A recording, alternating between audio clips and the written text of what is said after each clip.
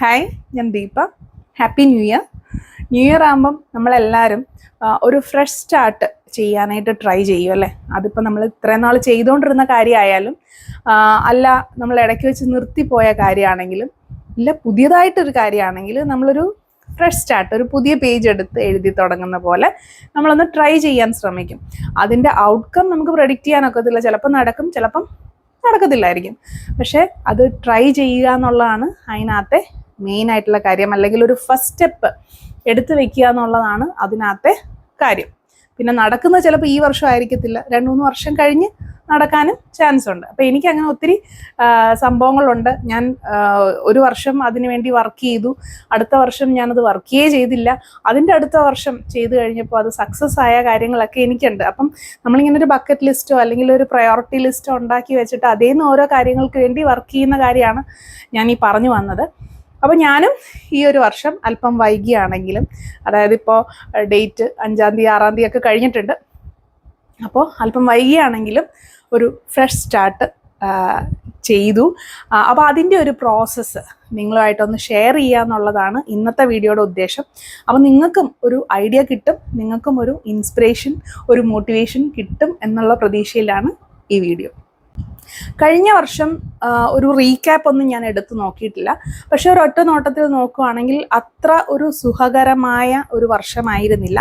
പക്ഷെ സ്റ്റിൽ ഞാൻ നേരത്തെ പറഞ്ഞ പോലെ ഒത്തിരി കാര്യങ്ങൾ ആഗ്രഹിച്ചിരുന്ന ഒത്തിരി കാര്യങ്ങൾ നടന്നിട്ടുമുണ്ട്. അത് നമ്മൾ നെഗേറ്റ് ചെയ്തു പോകുമ്പോൾ ഈ മൊത്തത്തിൽ ഒരു പ്രശ്നങ്ങളുടെ ഇടയിൽ 1-2 നല്ല കാര്യങ്ങൾ സംഭവിച്ചാൽ പോലും നമ്മളത് നോക്കത്തില്ല എന്നുള്ളതാണ്. പക്ഷേ ജസ്റ്റ് ഒന്ന് എൻ്റെ ജേർണൽസൊക്കെ ഒന്ന് പുറകോട്ട് ഓടിച്ച് നോക്കിയപ്പോൾ എനിക്ക് മനസ്സിലായ കാര്യം നടന്നിട്ടുണ്ട് കുറേ കാര്യങ്ങൾ. അപ്പോൾ അങ്ങനെയുള്ള കുറച്ച് ലേണിങ്സിൽ നിന്നും അതുപോലെ ആ ഒരു വർഷം അല്ലെങ്കിൽ കഴിഞ്ഞ വർഷം കിട്ടിയ കുറച്ച് ക്ലാരിറ്റി, കുറച്ചും കൂടെ കോൺഫിഡൻസ്, കുറച്ചും കൂടെ മെച്യൂരിറ്റി, ഇതിൻ്റെയൊക്കെ ഒരു അനുഭവത്തിൻ്റെ വെളിച്ചത്തിൽ ഞാനൊരു 3-4 പ്രയോറിറ്റീസ് ഈ വർഷം സെറ്റ് ചെയ്തു. അപ്പോൾ ആ പ്രയോറിറ്റിയിൽ ഇപ്പം ഏറ്റവും ടോപ്പിൽ വന്നേക്കുന്നത്, ഇത്രയും നാൾ ടോപ്പിലുണ്ടായിരുന്നത് എൻ്റെ ബിസിനസ് ആയിരുന്നെങ്കിൽ ഇപ്പോൾ ടോപ്പിൽ വന്നേക്കുന്നത് യൂട്യൂബ് തന്നെയാണ്.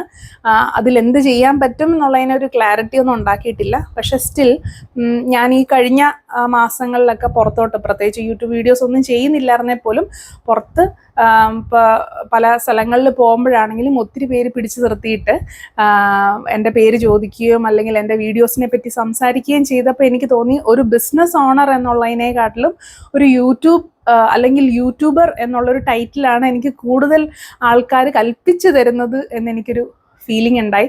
അപ്പോൾ എൻ്റെ പ്രയോറിറ്റി ലിസ്റ്റിൽ ഫസ്റ്റ് യൂട്യൂബ് തന്നെയാണ്. പിന്നെ വരുന്നത് നമ്മുടെ ബൊട്ടിക്കാണ്. അതിനുശേഷം ലൈഫ് സ്റ്റൈൽ, ഹെൽത്ത്, അതൊക്കെ തന്നെയാണ് ഞാൻ എഴുതി വച്ചേക്കുന്നത്. അപ്പം ആകെ 3-4 എണ്ണം ഞാൻ ആദ്യം എഴുതിയത്. പിന്നെ നമ്മൾ ആ ഒരു ബുക്ക് അടച്ചു വെച്ചിട്ട് ഞാൻ അങ്ങോട്ടും ഇങ്ങോട്ടും പോകുന്ന വഴിയിൽ അല്ലെങ്കിൽ എന്തെങ്കിലും വർക്ക് ചെയ്യുന്ന വഴിയിലാണ് അടുത്തടുത്ത പ്രയോറിറ്റീസ് എനിക്ക് എൻ്റെ തലയിലോട്ട് വരാൻ തുടങ്ങിയത്. അതിൽ ഇമ്പോർട്ടൻ്റ് ആയിട്ടുള്ള കാര്യം ഫിനാൻഷ്യൽ പ്ലാനിങ് തന്നെയാണ്. കാരണം ഞാൻ കുറച്ച് ധൂർത്ത പുത്രി എന്ന് വേണമെങ്കിൽ പറയാം.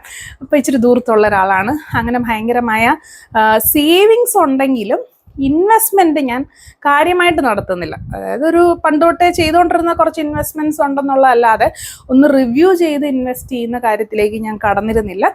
സോ ഈ സേവ് ചെയ്യുന്നത് പക്കായിട്ട് ഇൻവെസ്റ്റ് ചെയ്യുക, അല്ലെങ്കിൽ ഒരു റിട്ടയർമെൻറ്റ് പ്ലാൻ.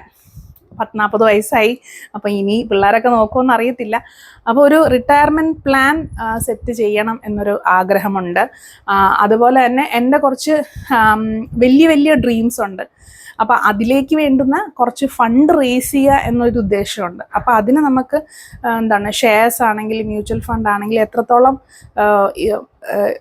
എത്രത്തോളം മനോഹരമായിട്ടത് അച്ചീവ് ചെയ്യാനായിട്ട് നമുക്ക് പ്ലാൻ ചെയ്യാം എന്നുള്ളതാണ് അടുത്ത ഒരു പ്രയോറിറ്റി. അങ്ങനെ മാക്സിമം പോയാൽ ഒരു 10 എണ്ണമാണ് നമ്മൾ പ്രയോറിറ്റീസ് സെറ്റ് ചെയ്യേണ്ടത്. അപ്പം എൻ്റെ ഇപ്പം ലിസ്റ്റിൽ ഒരു 6-7 എണ്ണേ ഉള്ളൂ. അപ്പം ഞാൻ പ്രയോറിറ്റീസ് അല്ലെങ്കിൽ ഗോൾസ് ഞാൻ ലിസ്റ്റ് ചെയ്തു. മാക്സിമം നമുക്കൊരു 10 എണ്ണം ലിസ്റ്റ് ചെയ്യാം. ബാക്കിയുള്ളതൊക്കെ ബക്കറ്റ് ലിസ്റ്റിൽ കിടക്കട്ടെ. അപ്പോൾ ഈ ഒരു 10 എണ്ണത്തിൽ ഈ 10 ഗോൾസിനെയും നമുക്ക് സ്മാർട്ട് ഗോൾസ് ആയിട്ട് മാറ്റണം. അതായത് specific, measurable, achievable, relatable and പിന്നെ ടൈം ബൗണ്ട്. ഓക്കെ, അപ്പം അതിനൊരു എക്സാമ്പിൾ പറയുവാണെങ്കിൽ ഇപ്പോൾ എൻ്റെ ബൊട്ടിക്കിൽ നിന്ന് അടുത്ത 6 മാസത്തിനകം ഡെയിലി എൻ്റെ ഇൻകം ഇത്രയായിരിക്കണം, അല്ലെങ്കിൽ ഡെയിലി ഞാൻ ഏൺ ചെയ്യേണ്ടത് ഇത്രയാണ്. അപ്പോൾ അതിന് ഞാൻ ഇന്ന രീതിയിൽ വർക്ക് ചെയ്യും, ഇന്നിന്ന സ്ട്രാറ്റജീസ് കൊണ്ടുവരും, ഇന്നിന്ന പ്രോഡക്ട്സ് പുതിയതായിട്ട് കൊണ്ടുവരും, അല്ലെങ്കിൽ ഇന്ന മാർക്കറ്റിംഗ് സ്ട്രാറ്റജി യൂസ് ചെയ്യും എന്നുള്ള ഒരു സ്മാർട്ട്നെസ് ആ ഗോളിന് കൊടുക്കുക എന്നുള്ളതാണ് നെക്സ്റ്റ് സ്റ്റെപ്പ്. അപ്പം നമ്മൾക്ക് സ്മാർട്ട് ഗോൾസ് കിട്ടി, അതിനെ നമ്മൾ ഡിഫൈൻ ചെയ്തു.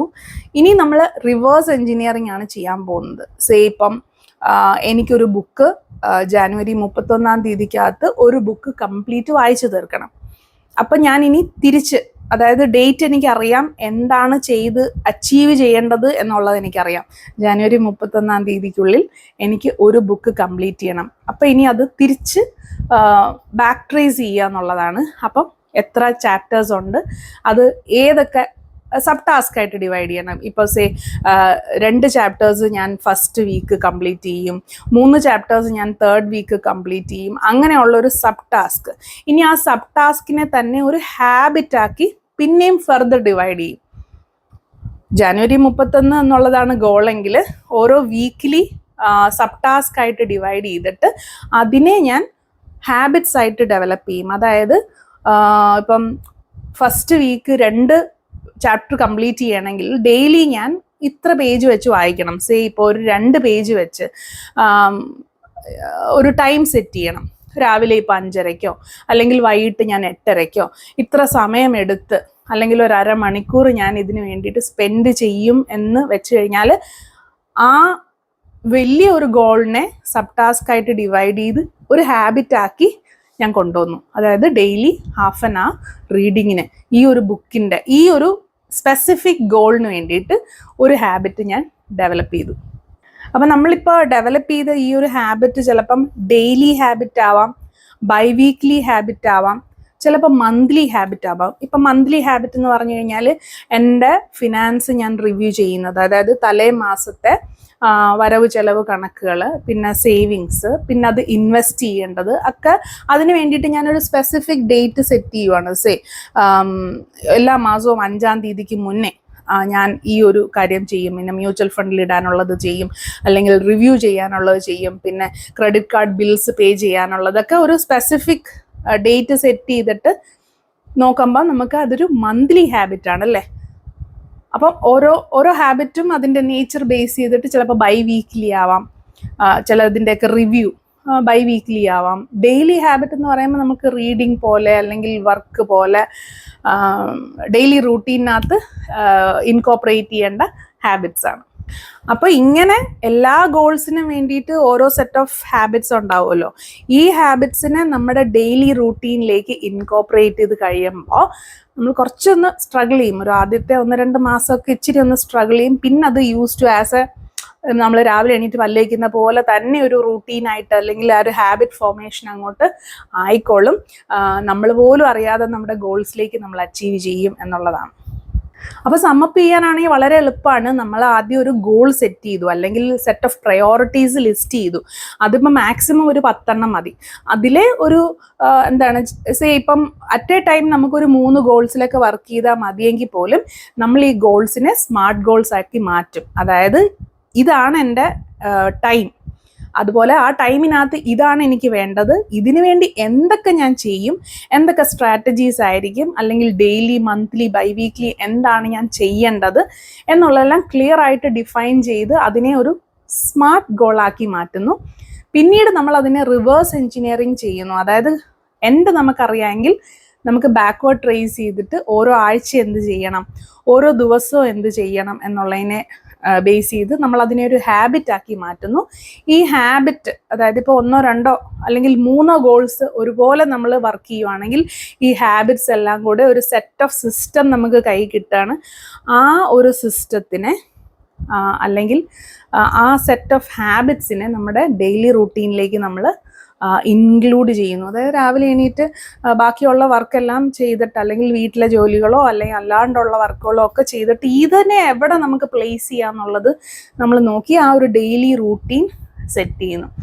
അതുപോലെ ഇത് മാസത്തിലൊന്ന് റിവ്യൂ ചെയ്യാനും കൂടെ നമ്മൾ ഇരിക്കണം. അപ്പം ഇതൊരു സെപ്പറേറ്റ് നോട്ട്ബുക്കിൽ എഴുതുന്നതായിരിക്കും നല്ലത്.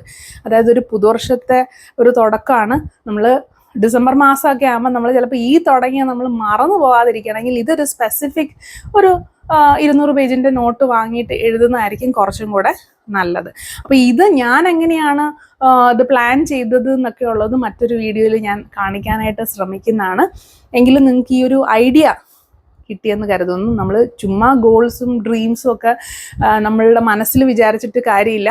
അത് പേപ്പറിലാക്കി അത് നമ്മുടെ ലൈഫിലേക്ക്, നമ്മുടെ ഡെയിലി റൂട്ടീനിലേക്ക് കൊണ്ടുവന്നാലാണ് നമ്മൾ പോലും അറിയാതെ നമ്മുടെ കാര്യങ്ങൾ നമുക്ക് ചെയ്തെടുക്കാൻ അല്ലെങ്കിൽ അച്ചീവ് ചെയ്യാനായിട്ട് പറ്റുന്നത്.